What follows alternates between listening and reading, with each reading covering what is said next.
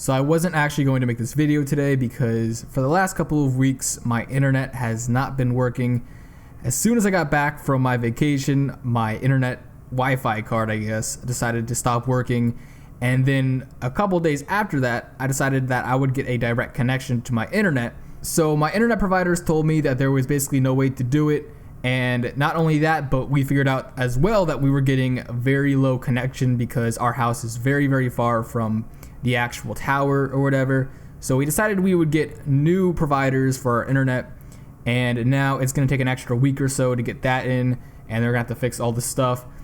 So it's going to be a while before I start consistently uploading again. I would say maybe like a week, maybe a little bit longer.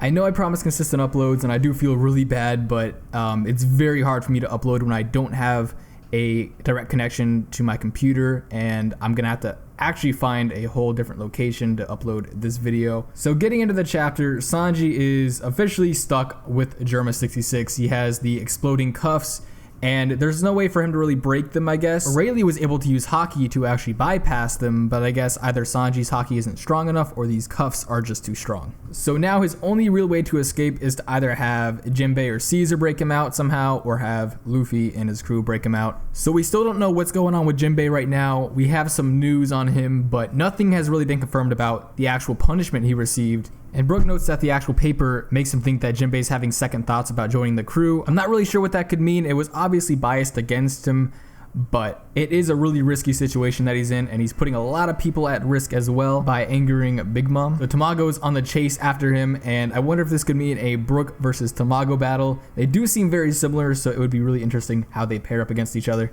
And that one panel with Pudding in it, it looks very sketchy. It reminds me of that first panel we saw of her where she was kind of watching Big Mom eat those people and giving that kind of look of not really caring. Then we get to see that Capone actually had a child with one of Big Mom's daughters, and then right in front of it he shoots Peckham's. It's pretty dark, and Capone is definitely giving that sort of traitorous vibe off. I guess it's pretty obvious at this point that he is doing or plotting something against Big Mom. And we finally get to see Caesar again. I've been waiting for this. I've been wondering how he was going to come back, and now he is actually bargaining with Big Mom. She's almost making him into like a slave, and I don't know if she's actually going to continue using him after the supposed 2 weeks or so. And the gigantification stuff is pretty non-hostile, I guess, but if she does continue using him for the Shino Kuni and the other weapons, the chemical weapons, that'll get very, very dangerous, because we saw with Jack using that very low-level gas weapon, he was able to wipe out all of Zoe, even the top warriors, and Shino Kuni is much more dangerous, so if she could actually get a hold of that, that would be very bad. He also states that he will become the best scientist. That's his ultimate goal. He wants to be the most sought-after scientist, and I did predict this in a earlier video of mine about Caesar joining the Strawhats. I think it's the only real answer for him right now, because it would be the only way for him not to be turned into a weapon for the Yonko, and it would also allow him to basically achieve his dream or goal in a way that is non-hostile. And he does have that follower mentality, because he said earlier that Doflamingo was to sort of like guard against the Yonko. So I think Luffy may eventually be that second guard that he has, who is not evil and will actually be using his genius for good instead of evil.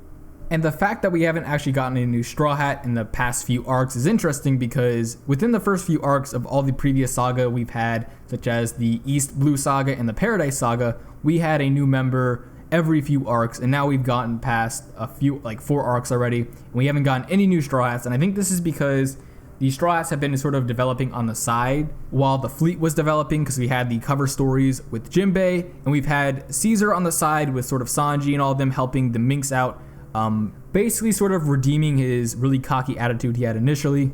Now he's become a lot more comical, and Jinbei, once again, he's been very developed, and if he doesn't die or if he doesn't, get sidetracked again by something else, there's a very high probability that he will join the crew now.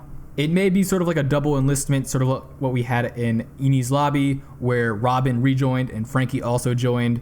And now we finally cut back to Luffy and what's going on with him. We still haven't made any progress, I guess, because he still keeps running into the clones. And I would like to mention that the bunny rabbit guy, maybe he's behind this, because it was stated that they're multiplying like rabbits, and I think that could be a reference to the rabbit power.